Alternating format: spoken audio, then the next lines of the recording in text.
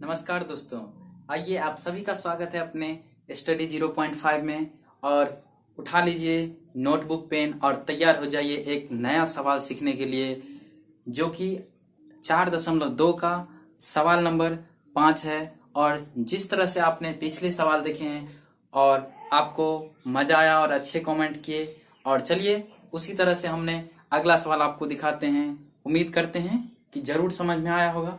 तो देखिए, सवाल कह रहा है एक समकोण त्रिभुज की ऊंचाई इसके आधार से 7 सेंटीमीटर कम है। एक समकोण त्रिभुज की ऊंचाई जो है आधार से 7 सेंटीमीटर कम है। यदि कर्ण 13 सेंटीमीटर हो तो अन्य दो भुजाएं ज्ञात कीजिए। कर्ण के अलावा अन्य दो भुजाएं क्या होता है दोस्तों? वही तो होता है लंब और आधार।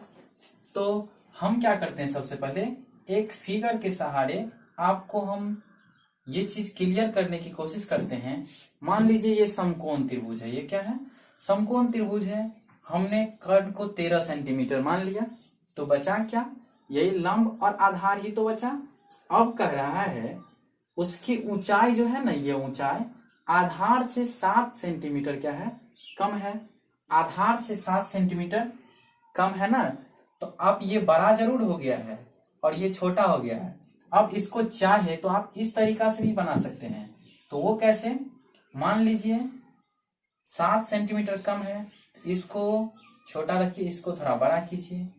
अब तो देखने में भी लगेगा ना कि ये कम है और ये ज्यादा है, और ये 13 तो फिक्स है, ये कभी बदलने वाला है नहीं। अब यहाँ क्या करना है, ऊंचाई उसके आधार से 7 सेंटीमीटर कम है। हमने आधार से बात किया है तो आधार को माना x, तो लंब क्या हो जाएगा? x माइनस 7, यही होगा ना। पहले इसी को समझना मेन है कि अगर उसकी ऊंचाई जो है इसके आधार से 7 सेंटीमीटर कम है, ये हुआ आधार और ये हुआ ऊंचाई, इससे 7, इसमें से जो 7 घटा देंगे वही तो 7 कम होगा ना। और ये 13 वाला रूल फिक्स है कि 13 दिया हुआ है कर्ण।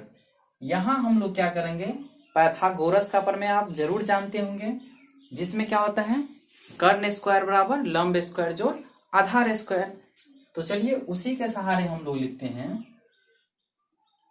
पाइथागोरस प्रमेय होता है कर्ण स्क्वायर बराबर लंब स्क्वायर जोड़ आधार स्क्वायर।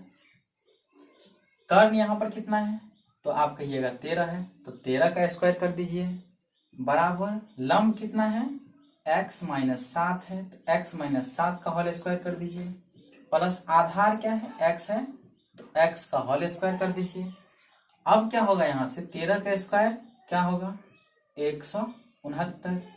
यहाँ a माइनस बी का फॉर्मूला का यूज करेंगे, तो a माइनस बी का फॉर्मूला क्या होता है a square minus 2ab plus b square, या आप ये भी कर सकते हैं कि a square plus b square और माइनस 2ab, या आप माइनस 2ab को बीच में रखिए या बाद में रखिए, कोई फर्क नहीं पड़ता है।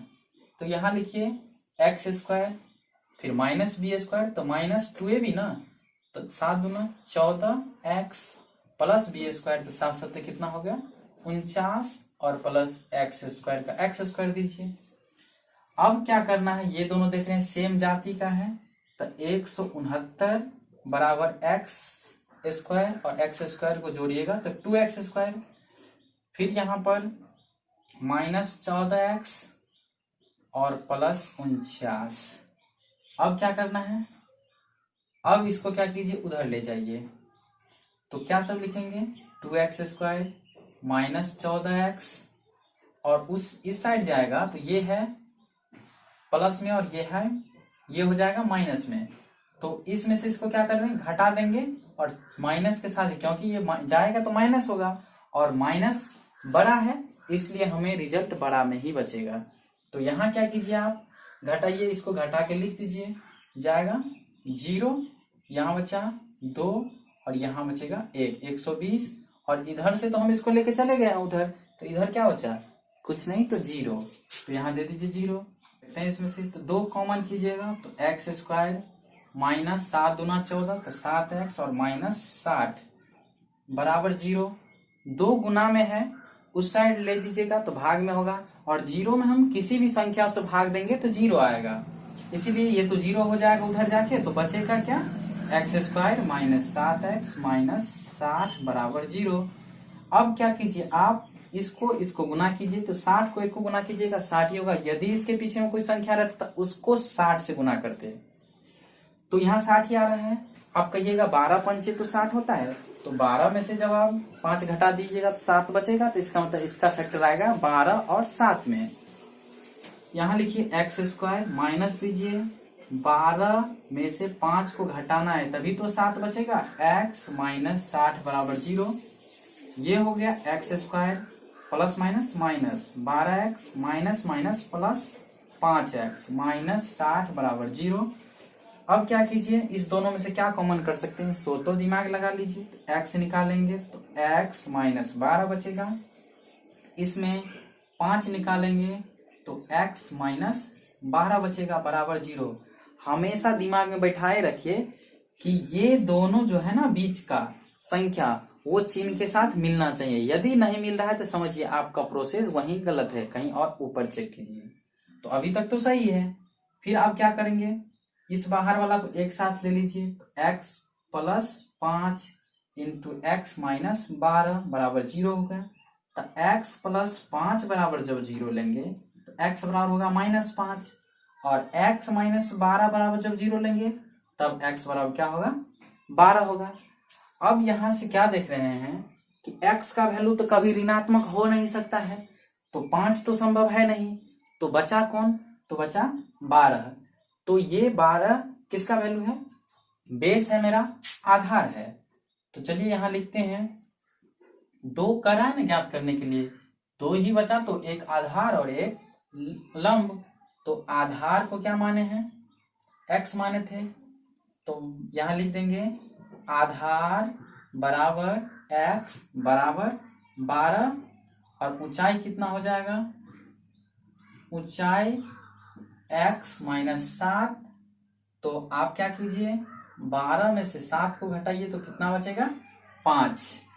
तो इस तरीका से आप आधार और ऊंचाई आसानी से निकाल सकते हैं, जैसे कि अभी आपने सीखा है। अब एक बार क्या कीजिए, आप इसको क्वेश्चन को लिख के और खुद बनाइए और देखिए आपसे बनता है ये नहीं। अगर आपको बन गया तो सोचिए आप सीख गए हैं। बस मैथ दोस्तों प्रैक्टिस का ही तो चीज है, उसको आप जितना बनाइएगा उतना आसान तरीका और नया कुछ सीखने को मिलेगा, और बहुत ही आनंद आएगी, वाह हमको तो ये चीज अब सीखे, अब आप बना सकते हैं। तो ये उत्साह अपने अंदर जगाइए, ठीक है। धन्यवाद।